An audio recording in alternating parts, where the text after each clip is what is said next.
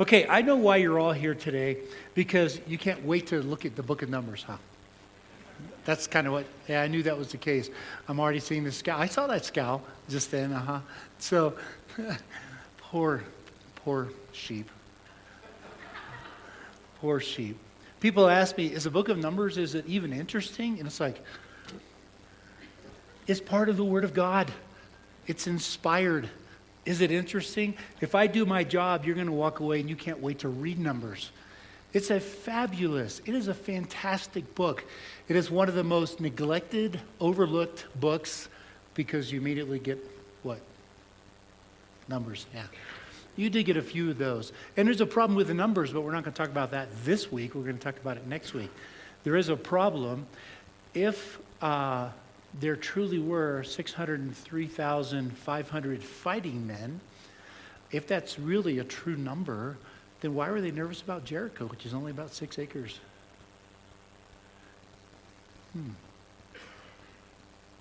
And there's a lot of other problems that go with those numbers. We're going to have to sort it out. But today we're just going to kind of introduce it, okay? So I gave my title for the series, and Jude, I just love Jude, my administrator. She immediately writes back. Now, she didn't say these words. These are my interpretation. Boring. She does that on a regular basis when I give a title for a series. Boring. She didn't have to say it anymore. She thought about a new one. It's all about the math. So, because it's about numbers, it's all about the math. And so I'm adding to her series title, it's all about the math. Is it? You see, the Hebrew title, the traditional title for it in Hebrew is In the Desert. How many of you have been in the desert? Let me see your hands. Yeah, so this book is directly relevant to you. It's about being in the desert. In fact, I learned the theme when I was in seminary, which I love, that what's the theme of Numbers or in the desert? The theme is the desert has sand and God has patience. The first generation rejected God, back out into the sand. We're going to bury them all in the sand. Second generation, if they had rejected God, back out to the desert in the sand. We'll bury you all there. So that first generation died, except for 2, and we don't even know where they're buried. They're buried somewhere in the desert. So it's about life in the desert. That's what it is. And it's like when you read Leviticus. When we taught Leviticus 3 years ago, whatever it was, several of you said, have you actually read Leviticus? And so as you get into Leviticus, there's a whole lot of commands. I get it, all right? So the way we approached it, if you remember, was we didn't go through all the commands because a lot of them don't really apply to us today, okay? But it's the reason for the commands that lay the foundation for the New Testament, the blueprint. Okay, so let's remember where we are. I had Steve read the first verse just to remind us we're now 1 year out. When God brought him out of Egypt, the calendar started all over again. So he read, this is the second year. So we're 1 year now since they've been out. So remember the story? They came out of Egypt. They saw God's power, the 10 plagues where he destroyed all the 10 major gods of Egypt. Then they saw his power at the Red Sea when he destroyed the Egyptian army. And he didn't do it right away. Every step of the way, he's waiting because he's trying to teach them something. It says that in that passage that they could see the dust of the chariots of the Egyptian army coming up behind them, okay? And then they cry out, wow, what do we do? And so Moses says, God, what do I do? And he says, why are you asking me? Cross the Red Sea. It's a simple answer, which they do. So they saw God destroy the Egyptian army. So they've seen his power. This is in that first kind of few days, few weeks of coming out of Egypt.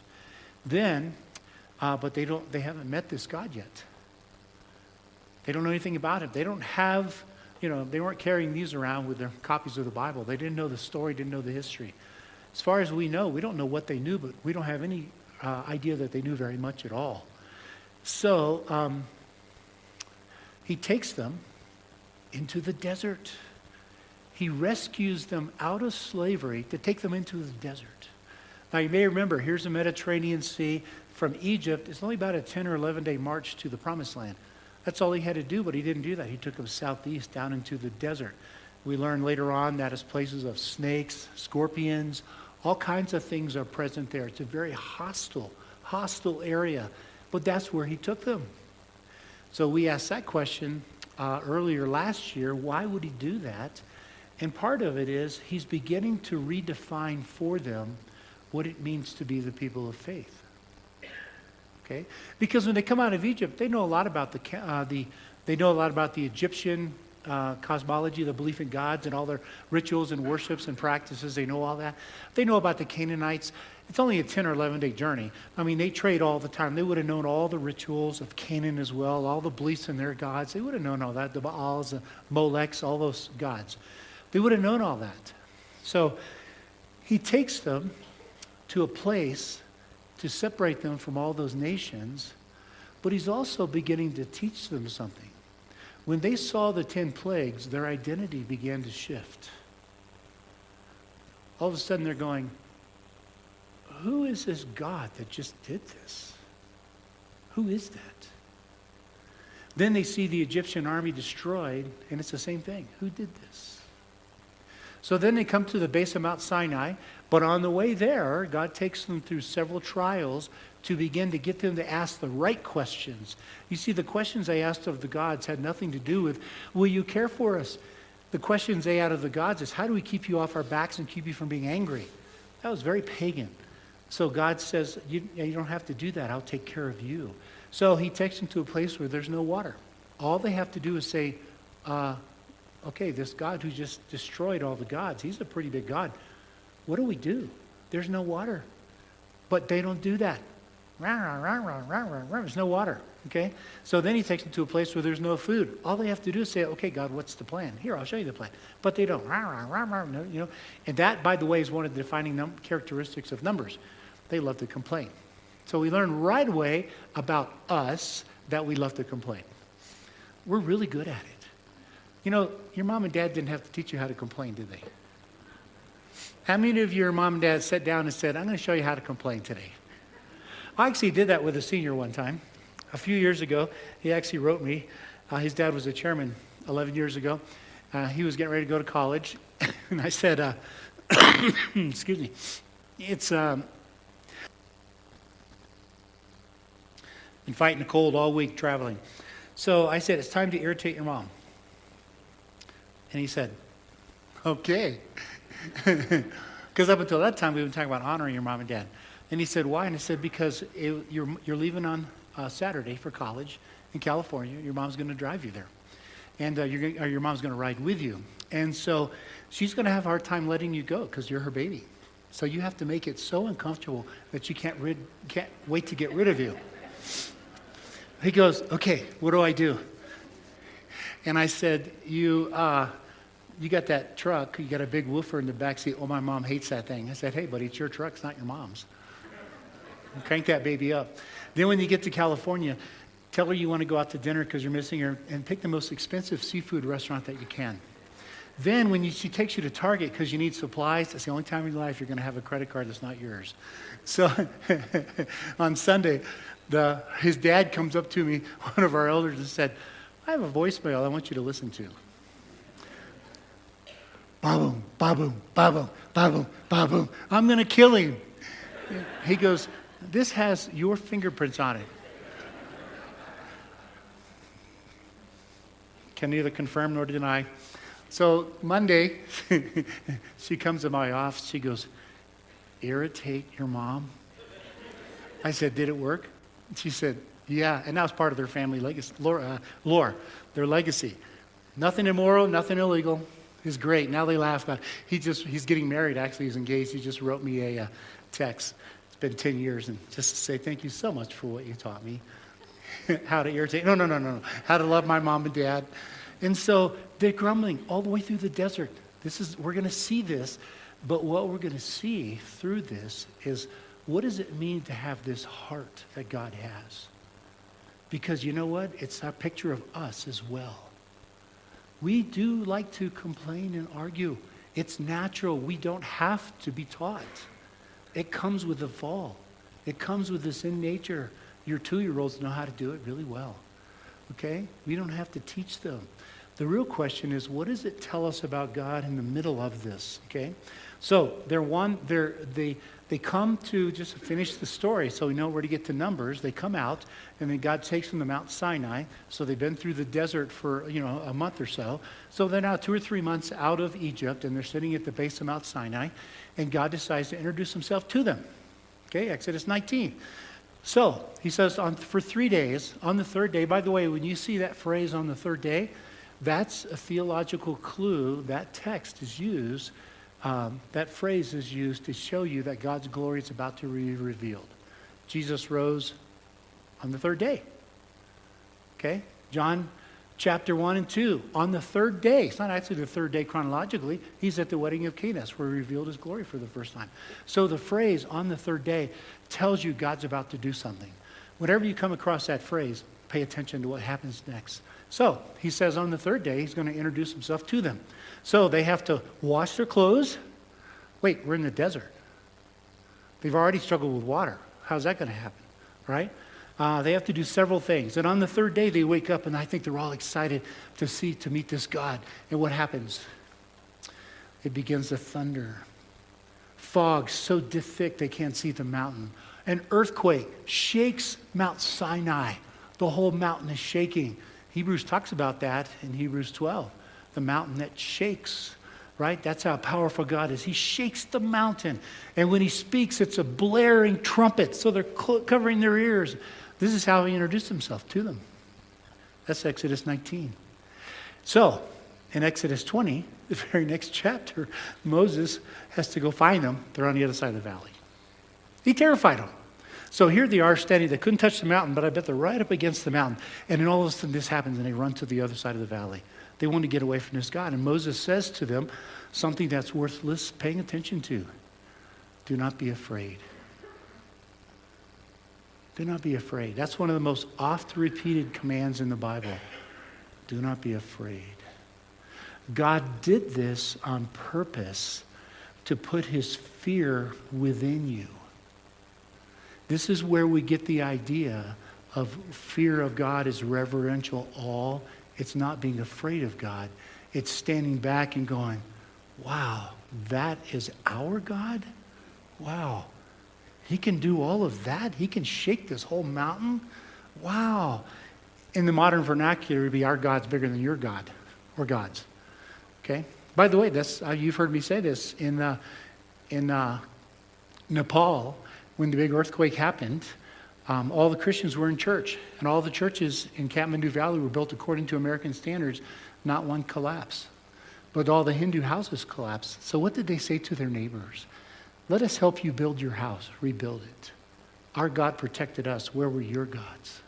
That's what he's saying here. God put his fear of him in us, and it comes in the form of awe at how powerful he is. Wow. This is a God that we can trust. This is a God that we can relax. This is a God that's going to care for us. Okay? So then, they're sitting at the base of Mount Sinai, and then Moses goes up and gets the story. He gets the Ten Commandments, and he gets the rest of the story. You've probably learned all that when you're in Sunday school. By the way, that's why we teach identity to our young kids, children. Teach them the story of Jonah. They immediately begin to have a different identity than the other kids in school who don't know the story of Jonah. So you're sitting there in Sandu and you're listening for the first time and you're hearing it. So you're God and you got all these slaves sitting there. What are you going to teach them? You're going to teach them from now. You're going to tell them everything. What are you going to tell them? You're going to tell them how great you are? What are you going to talk about? Would you talk about creation first? That's what Genesis is about. It starts with creation. Why creation? Because he's beginning the process of reshaping their identity. Don't believe what you heard out of the Egyptians and the Canaanites, because they have no idea what they're talking about. And their cosmology, their understanding of all of this is wrong. You see, this didn't come about because the gods were arguing. It came about because I love you and I made this creation for you. It's a gift from God to us. By the way, that's why environmentalism should be one of the core theologies of the Christian church, the evangelical church, because God gave it to us as a gift. Genesis 1, 2, and 3. We're to take care of it. We're to serve creation, not worship it, but take care of it. So he starts with, let me tell you the truth about what you can see. That way I can get to the things that you can't see. So he starts with creation and begins identifying, re-identifying, giving them a completely new identity that none of the other nations had. And they're sitting right there at the base of Mount Sinai listening for a year. Numbers is a year later. This is where Leviticus comes into play. Because they're learning. And then God does something really amazing that the other nations had never done or even thought of. Because now he has a problem. He's going to lead them to the promised land. It's only about a week and a half to walk there. He's going to lead them to the promised land. And now they're going to scatter. Okay? And so they're going to move into the various parts of the land. How are they going to stay faithful? They don't have this. Right? Couldn't read anyway. Most of them, they're slaves. So how are they going to stay faithful? So God comes up with the most, I don't think I would have thought of it. I bet none of you would. There's a few like Scott who's smart enough. But most of us, maybe Bill, he could have. No, I'm kidding. He has to solve this problem that they're going to spread out in the land. How is he going to keep them faithful? They can't read this. It'd be interesting to do a test and see how many of the 613 commands you can remember. I could probably remember about 10. That's me. And I study it. Okay? So how on earth are they going to remember? He does something brilliant. 12 tribes. He takes one of them and makes them the priests. That's not like all the other countries where you could buy your priesthood. No, this is a tribe set aside. And to make sure they don't get entangled in the whole, financial piece of it, none of them can inherit land. He scatters them among all the other tribes, and all the other tribes are to take care of the priests. Kind of like you have to take care of me because I'm a pastor. Okay? Hint, hint. You guys are slow this morning. People shaking their heads. I love it. So he scatters the priests throughout the land, through all the tribes. They don't own property. Their whole focus is to know the law and to lead the people when they are in trouble, when they go astray. No punishment. Okay? If you sin, just offer a sacrifice. Let me help you do that.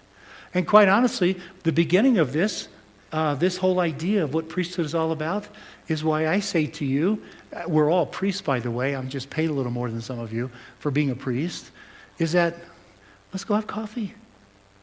No condemnation, no judgment.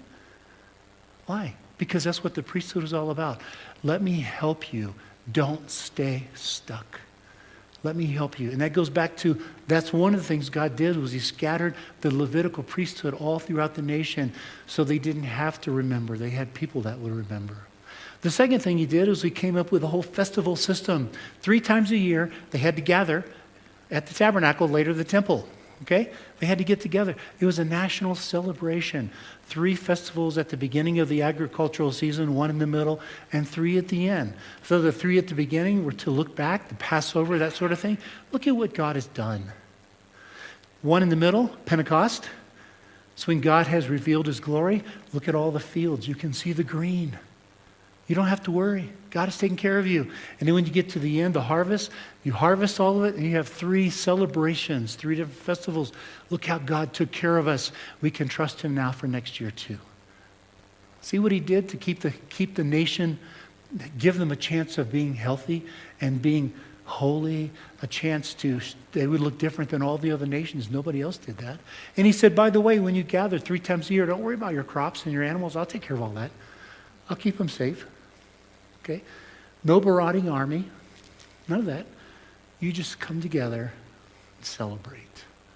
And that's what he did. So now they're ready to go.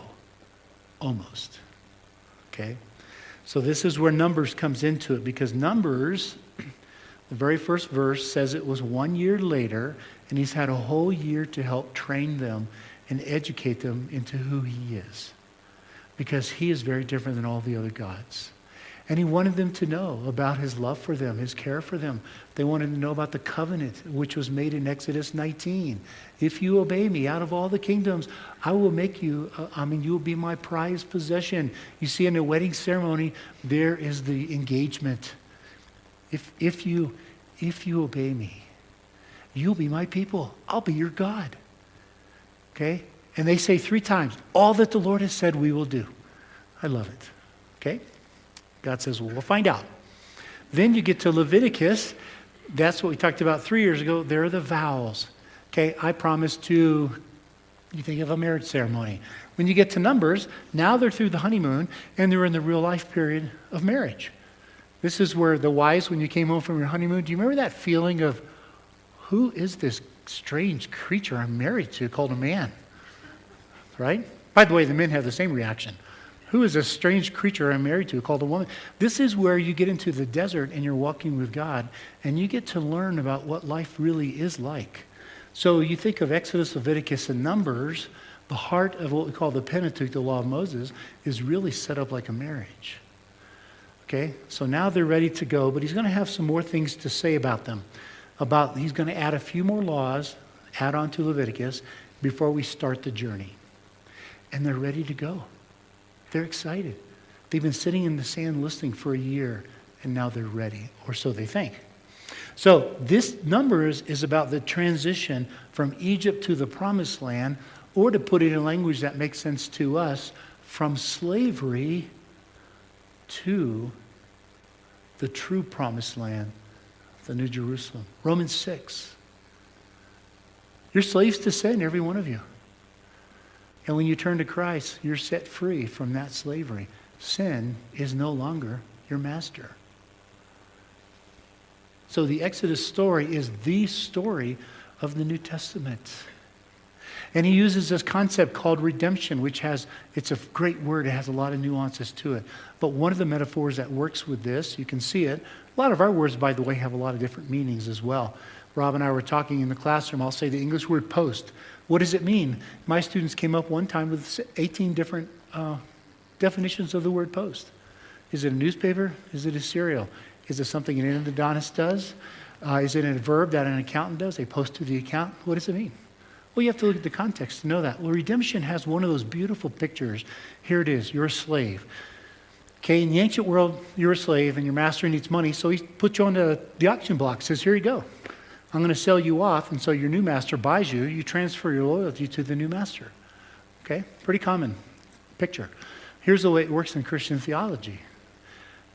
Sin has you on the auction block, and Jesus pays the price through the cross. And so you move from a slavery to sin to slavery to Christ. And then what does Christ do? He says you're free to go. You're no longer a slave. He now calls us brothers and sisters. We're free. That's why Paul can argue it's for freedom that Christ has set you free. Galatians 5. You're free. You're no longer a slave. But like if you study the history of slavery in the world, when slaves are set free, you have to learn what it means to be free. And believe it or not, that's not easy. Okay? We immediately start sinning. We immediately do things we're not supposed to. We have to learn. And Numbers is that story of that transition there. The desert is a place of anticipation because they're always waiting. When's the Promised Land? When's the Promised Land? What does it look like? What's it going to be like? Are we going to be blessed there? I.e., they're thinking, are we just going to sit back and not have to do anything anymore? You know, what does that look like? And Numbers begins to, it gives you that glimpse of anticipation, but it also begins to give you a real picture of what life is like for us. What life is like. I remember as a kid, still worth seeing, is Black and White, the original Star Trek series. How many of you are old enough to have seen it the first time around? Oh yeah, not the second time, the first time. Okay. There's one of them, I remember it captured me as a kid, I've never forgotten it, is that, remember the prime directive when they land, they could not interfere with culture, whatever planet they're on, they couldn't interfere. So they land, and it's a picture of paradise. And they're just walking around like this, no tension. The trees are there, the flowers, nothing wilts, nothing dies. And people just live, and they can't stand it. because that's not what we're created for. And it really shed light on our perspective of what eternity looks like. One of the last classes I taught at Colorado Christian University with 18-year-olds, they had to keep online journals, and I had 40 of them. And one of them wrote something in his journal that got my attention. So the next day in class, I came in and I said, how many of you are looking forward to heaven? 40 students. How many hands went up? These were all raised in Christian homes. 0. I said, tell me why. And they communicated this picture of an eternal church service. All we're going to do is sing. Now, don't get me wrong, I like singing, but I also like four-wheeling. I like traveling, you know that. I like sailing. I like having coffee, a bunch of you know that. But the eternal church service concept, it's like, And they all had the same picture. Shows you what we've done as a church. These are all Silver Spoon kids raised in Christian homes. And I said, wow, shoot me now and put me out of my misery. No, don't shoot me now, because then I'm stuck in an eternal church service. When you listen to the teachings of Jesus and you look at Revelation, you look at Genesis, and you look at Paul, what was promised to Abraham, now you know what it is? This is our home right here. Blessed are the meek, they shall inherit the earth. I've challenged many people over the years, show me where the Bible says you die and go to heaven. It doesn't. Heaven is always pictured as coming to us. You see, heaven is God's domain, and earth is our domain, and heaven comes to us through Jesus. What did the angels say when he ascended? Why are you looking? He's coming back. What did Jesus say? Blessed are the meek, they shall inherit the earth. What did Paul argued? What was Abraham promised in Romans 4? The earth. This is our home. And so when you look at the end of the story, what changes about this is all of the corruption, greed, and evil is gone. And now we're free to live life the way we are supposed to live it, and the way we were created to live it. And then we get to go do things. Revelation gives a picture of the streets. The city gates are open 24/7. There's no need to worry about safety. And it says the nations are coming and going out of the New Jerusalem, bringing their glory to show Jesus. What's their glory? The things that they created. That's what we're meant to do. We're created to do that. So when I started to describe that with these 40 students, they were astonished. Somehow we communicated something about eternity, which I don't think is biblical. It's a fascinating world. You cannot understand, I can't, how wonderful it's going to be. I just have glimpses that I can pass on to you, but it is spectacular. It's a world where the Chiefs rarely win. That was for you, John Thompson. Am I no longer invited to your house? So the desert begins to lay out this journey of what does the promised land really look like? What does it look like? You see in Numbers, they're presented as pilgrims. They're in the desert. Hebrews argues we're pilgrims. We're not in our final resting place. We're going to get there one day. I try to picture what life is like without corruption, greed, evil, because I see it everywhere I go. And it's hard to picture it. All I know is it's going to be the most breathtaking thing I've ever experienced, ever. And Numbers gives us that anticipation of that. Looking after it. You see, in Numbers, the promised land is just over the horizon. Just over the next hill. That's where it is. So what does Paul say? We live in a present evil age, but we eagerly await a Savior. It's just over the horizon. So what's the message in the New Testament? Hang in there. Just hang in there. What's the message in Numbers? Quit being so stupid. Hang in there. Listen to the Lord. Listen to what he says. You see, it's in the desert where Israel begins to experience this incredible power of God. They just have gotten to know him. They've seen it. But what does it look like in real life? It's one thing to destroy the gods of Egypt, but when we're walking in the sand, what does it actually look like? So you have this whole inhospitable land that they're in.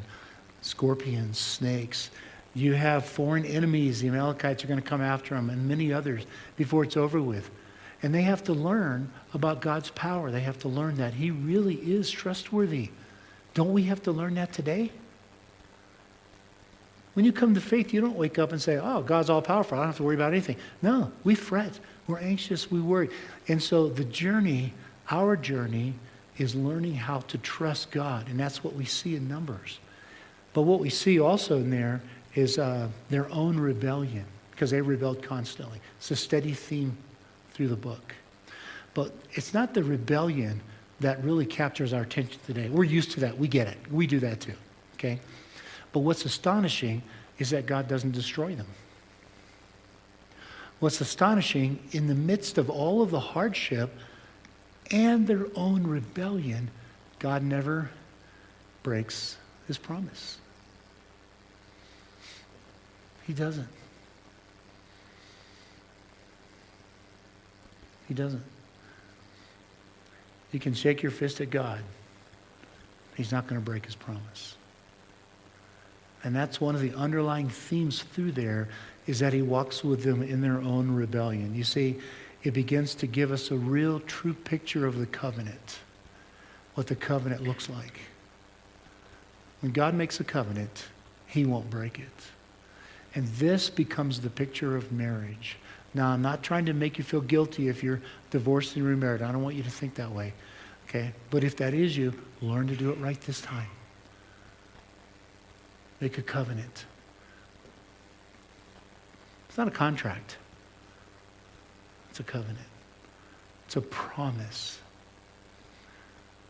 It's a promise. And that's kind of the symbol for marriage, and it fits within this wonderful glimpse of what marriage is like. So there's some themes we're going to pick up through here as we walk through the desert with the Israelites. It continues the discussion begun in Exodus and Leviticus of what it means to worship a holy God. You see, in Numbers is where they come face to face with God.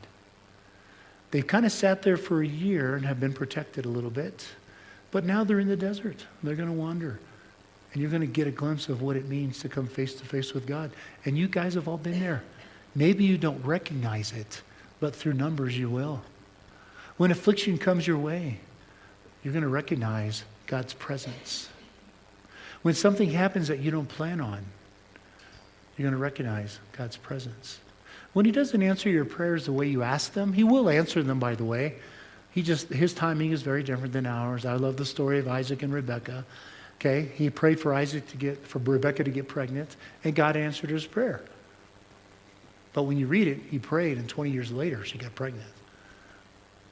God doesn't think in terms of time like we do. So when you realize that you're in that waiting period, or things aren't going the way you're asking, you're beginning to look into God's face. You're beginning to look, and it's legitimate to ask the question, what are you doing? Why? That's okay to ask that. It's okay to get angry with God. Moses got angry with God. Several people have gotten angry with God. David got angry when he killed 30,000 people because of David's sin. He got angry. Why'd you take it out on him? Those are all okay. And when you start going through those and you see these examples in the desert, you're going to recognize God's presence in your own life. You're going to recognize the concept of disobedience and grumbling. It's really chronic amnesia. You forget what God did yesterday, so you complain about today. Isn't that, it's true of me, isn't that true? We suffer from chronic amnesia. Do we really trust God?